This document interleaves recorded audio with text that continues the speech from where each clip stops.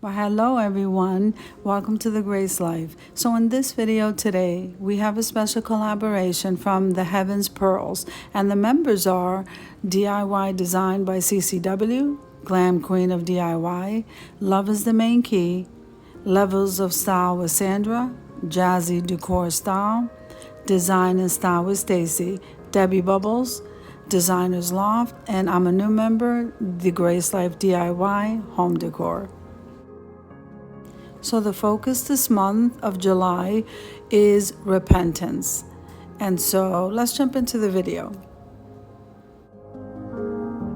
So before I start, I would like to say that I normally like to define certain words just for clarity's sake. So I'm going to go and define what sovereignty is before we go into repentance. So the sovereignty of God is the Christian teaching that God is the supreme authority and all things are under his control. Okay, and so Easton's Bible Dictionary defines God's sovereignty as his absolute right to do all things according to his own good pleasure. Now, the doctrine of repentance, as taught in the Bible, is a call to persons to make a radical turn from one way of life to another. Repentance, called throughout the Bible, is a summons to a personal, absolute, and ultimate unconditional surrender to God as sovereign. So one of my favorite stories is the prodigal son. And so Jesus tells the story of the lost son in Luke 15:11 through 32.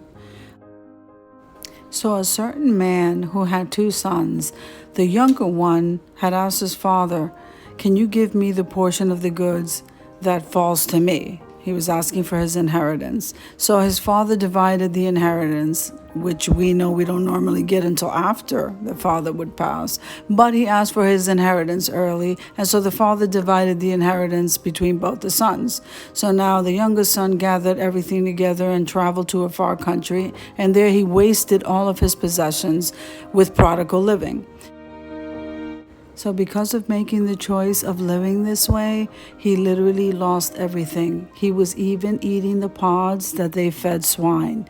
So now later he came to himself and he said, "How many of my father's hired servants have bread enough to spare that I may not perish? Now I will arise and I will go to my father and I will say to him, Father, I have sinned against heaven and before you, and I am no longer worthy to be called your son. Make me like one of your hired servants." And he arose and came to his father. But when he was still a great way off, his father saw him and had compassion, and he ran and he fell at his neck and kissed him. But the father said to the servants, "Bring quick a robe and put it on him, and put a ring on his finger and sandals on his feet. Bring the fatted calf and kill it. Let's have a feast and celebrate, for this of mine was dead and is alive again." And he said, once he was lost and now he is found. And they all began to celebrate. This is a beautiful act of repentance. So right now, before we jump into the actual DIY, I want to thank everybody from Heavens Pearls for the opportunity to upload this video. I really enjoyed myself, and I really enjoyed there's so many different stories in the Bible regarding repentance, and this was one of my favorites. So if we jump into the video here, as you can see, I am making a wall decor piece of faith, hope, and love, and I am using mostly all of the items from the Dollar Tree. So let's get into the video. So what I'm doing here is I glued 3 of the canvases. I purchased those at the Dollar Tree. We glued those 3 together, and I used a sticker that I purchased at the Dollar Tree which said faith, hope, and love. And we are kind of making a rustic farmhouse wall decor piece. So I'm going to leave you to enjoy the rest of the video, and let's jump into it.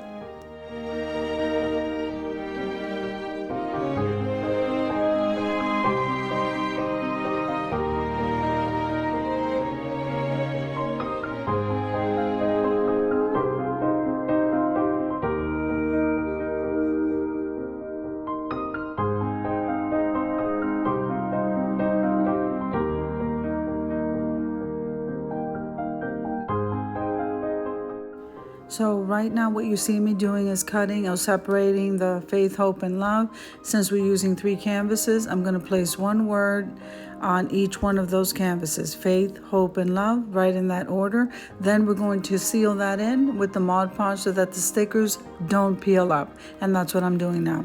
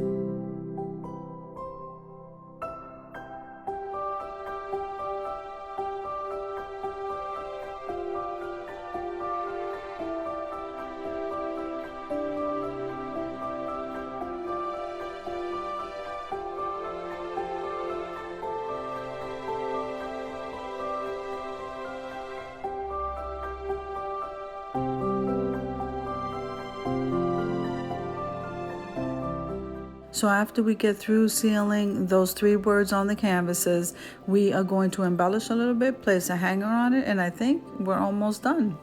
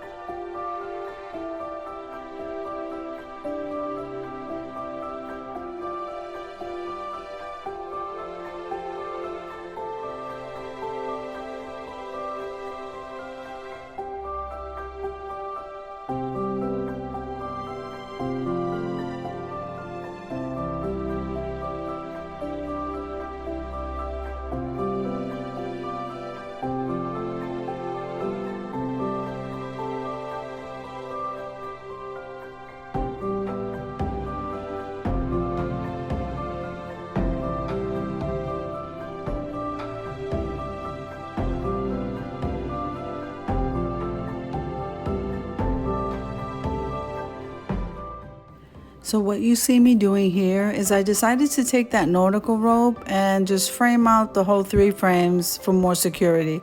That's what I'm doing here. And then we're just going to continue to embellish a little bit more, place the hanger on it, and I guess we're all done.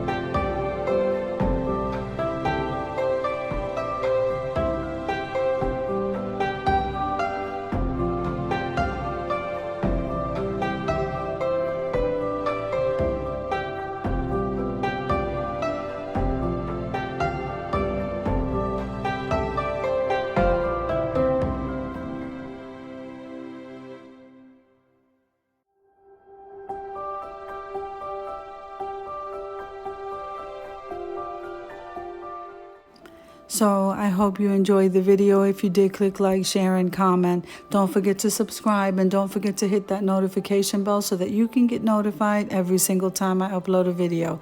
Now, here's the reveal.